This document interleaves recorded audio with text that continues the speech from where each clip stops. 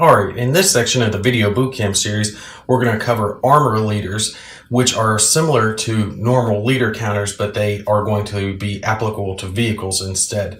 Now, one of the key ways to tell the difference between an armor leader and a regular leader is that armor leaders do not contain a movement factor, right? They're never going to be moving around on their own.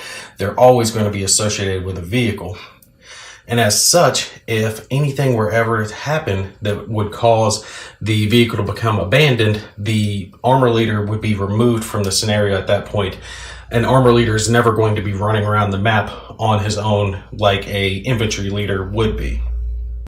And as such, that means he's going to share the fate of whatever vehicle that he's associated with, which means armor leaders are not going to be wounded. And in fact, they're going to be shaken. So if an armor leader is shaken, it means the vehicle's shaken, and vice versa, back and forth. But the vehicle does get to benefit from the armor leader's morale in the effect that while the armor leader is associated with the vehicle gets to act as if it has the morale factor of the leader. So this armor leader associated with this Tiger 1, the Tiger 1 normally has a morale of a 6. He could act as if he had a morale of 7 while that armor leader is with him. Now, the leadership modifier is going to take and be subtracted from the die roll when rallying or making a damage check as normal. And also, when making an attack with a tank, like our Tiger 1s here, they have machine guns and ordnance that they can take and fire all at the same impulse.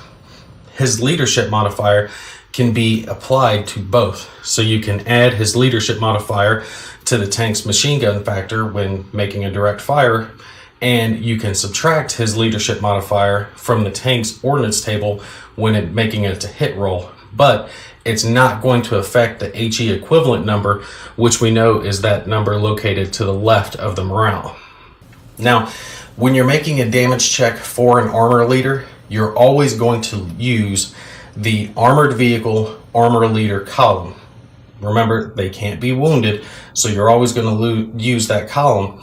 You're not going to use the column that is associated normally with single man counters. In the rare circumstance that you have a situation where an armor leader is associated with an unarmored vehicle, use the unarmored vehicle column. Those are the only two columns you're ever going to use when it comes to armored leaders. Now, as we talked about previously, leaders have a leadership range.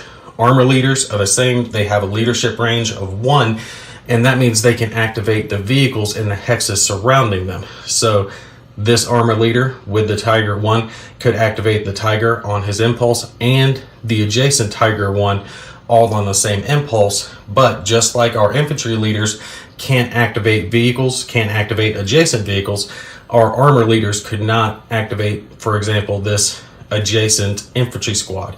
He can only do it for vehicles that are adjacent to him.